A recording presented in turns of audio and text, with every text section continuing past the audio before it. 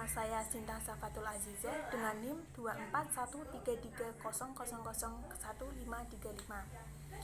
dari kelas 1 SDA 2. Tugas ini untuk memenuhi UAS mata kuliah konsep dasar IPA pengampu Bapak Aan Widoyono M.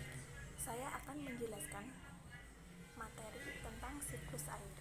Siklus air adalah perputaran air di alam yang terus-menerus terjadi, melibatkan proses perubahan wujud air dari cair menjadi gas, kemudian kembali menjadi cair atau bahkan padat, diikuti oleh pergerakan air dalam berbagai bentuk seperti uap, air, hujan, salju, atau air tanah. Proses ini melibatkan tahap-tahapan berikut. 1. Evaporasi atau penguapan. Proses ini air di permukaan laut, sungai, dan danau menguap ke atmosfer karena panas matahari. Contohnya, penguapan dari permukaan laut yang menghasilkan uap air. 2. Transpirasi. Proses ini tanaman melepaskan uap air ke atmosfer melalui pori-pori pada daun. Ini dikenal sebagai pernapasan tanaman.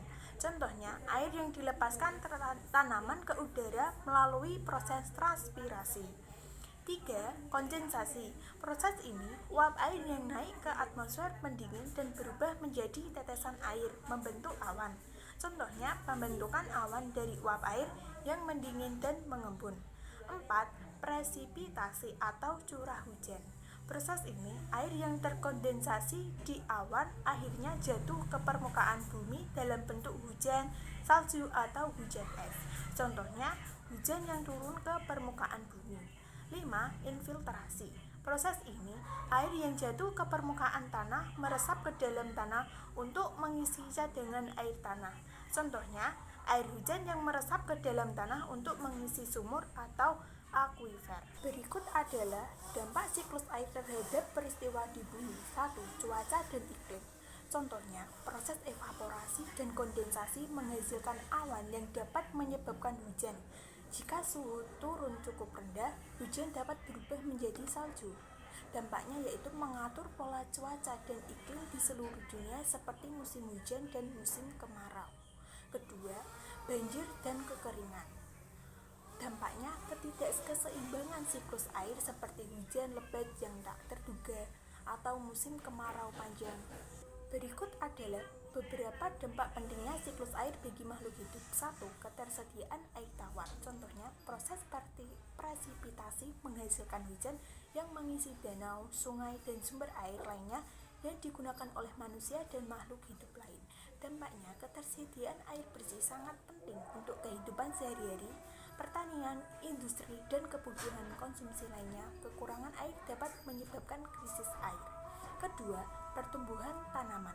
Contohnya, hujan yang turun pada musim hujan memberi air yang dibutuhkan tanaman untuk fotosintesis dan pertumbuhan.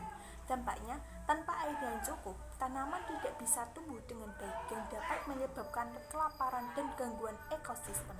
Ketiga, keseimbangan ekosistem.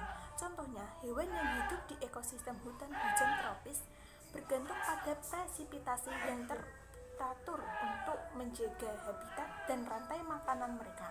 Dampaknya, jika terjadi kekeringan panjang, banyak spesies hewan dan tumbuhan bisa punah, mengganggu keseimbangan ekosistem. 4. Peran dalam kehidupan manusia. Contohnya, air yang tersimpan dalam tanah dan sungai digunakan untuk irigasi pertanian yang mendukung ketahanan pangan manusia. Dampaknya, gangguan dalam siklus air dapat memengaruhi pasokan pangan dan kualitas hidup manusia. Adapun contoh peristiwa nyata terkait siklus air, seperti kekeringan di California. Contohnya, California mengalami kekeringan panjang akibat penurunan ketersediaan air untuk pertanian, industri, dan kebutuhan sehari-hari. Kedua, banjir bandang di Jakarta. Contohnya, hujan deras yang turun dalam waktu singkat mengakibatkan sungai-sungai meluap, menyebabkan banjir besar di Jakarta. Banjir merusak properti, mengganggu transportasi, dan menyebabkan kerugian ekonomi yang besar.